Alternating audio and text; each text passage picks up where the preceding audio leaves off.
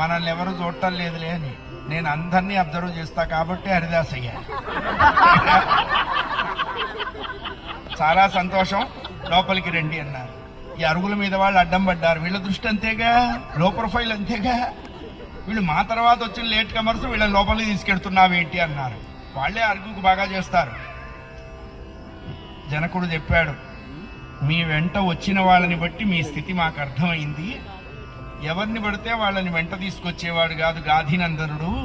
విశ్వామిత్రుడు వెంట వచ్చారు అంటే ఈ వచ్చిన వాళ్ళు మాకంటే గొప్పవాళ్ళు మా ఇంటికి వచ్చినప్పుడు వాళ్ళు ఉండేందుకు వేరే ఏర్పాటు ఉంది అని చెప్పాడు. అదే అందుకే జనకుడు అన్నారు. ఓ చక్కని అంతఃపురం ఇచ్చారు. సాయంత్రం అయింది, సంధ్యావందనం చేశారు రామచంద్రమూర్తి. మంచి వస్త్రాలు నగలు అన్నీ పెట్టాడు అక్కడ. విశ్వామిత్రుడున్నాడు, ఏమోయ్ రామా, కొత్త ప్రదేశానికి వచ్చాం, మరి ఎక్కువ దూరం పోకుండా కాస్త సైట్ సీయింగ్ ప్రోగ్రామ్ ఏదన్నా ఉంటే చేసి చూసుకో. ఆ రోజుల్లోనే ఉంది ఆ ప్రోగ్రాం. తమ్ముడితో వెళుతూ ఉంటే అదే సమయంలో సీతమ్మ వారు శ్రీరాముడు యొక్క ప్రథమ సమాగమ సందర్శనం కలిగిందండి ఆవిడకి. ఆవిడ పూలు కోసుకొని ఆ చెట్టు నుంచి వస్తుంటే, తమ్ముడితో రాముల వారు ఈ వైపు నుంచి వస్తుంటే, సీతమ్మ వారి చేతిలో ఉన్న పూల బుట్ట ఎడం చేతికి తీసుకునేటప్పుడు ఈ పూల బుట్ట చెట్టు మొదలకి తగిలి భళ్ళున పూలన్నీ ఎగిరి ఎదురుగా వస్తున్నటువంటి రామచంద్రమూర్తి పాదాల మీద వాలే. అదే అర్చన.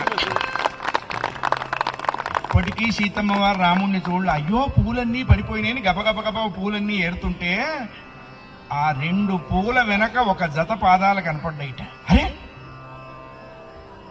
అలా చూస్తూ తలపైకెత్తింది ఆవిడ. ఇక్కడ విశేషం ఏమిటి అన్నారు, జీవుడు భగవంతుడిని చూడాలి అంటే తల ఎత్తాలి, భగవంతుడు జీవుణ్ణి చూడాలి అంటే తల దించాలి. ఇక్కడ అదే జరిగింది. సీతమ్మ చిచ్చక్తి, రామచంద్రమూర్తి పురుషోత్తముడు. వీళ్ళ ఇద్దరూ ఒక ప్రదేశంలో వాళ్ళ చూపు కలిసింది. అమ్మవారికి సిగ్గొచ్చింది. అయ్యో ఈ పిల్లవాడు ఏమిటి ఇట్లా చూస్తున్నా అనుకుంటాడా, అమ్మో వద్దు అంటూ లేడి పిల్లలాగా ఎగిరిపోయిందిటండి. ఆ దృశ్యాన్ని మనస్సులో నింపుకొని ఈయనకు అర్థం కాలే, ఈ పిల్లేమిటి, ఈ పూలు కాళ్ళ మీద పడేయటం ఏమిటి, నేను అమ్మాయిని చుట్టం ఏమిటి, అమ్మాయి నన్ను చుట్టం ఏంటి, అర్థం కాల. కొత్త ప్రదేశంగా వెనకాల వస్తున్నాడు. రే లక్ష్మణ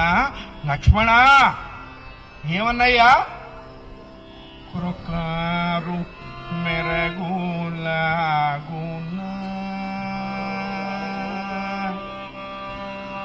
తళుక్కున మెరసే, మెరుపు మెరిసిందిరా లక్ష్మణ, నువ్వు చూసావా అన్నాడు. ఇంకో అన్నయ్య, మెరుపులు ఉరువులు ఆకాశం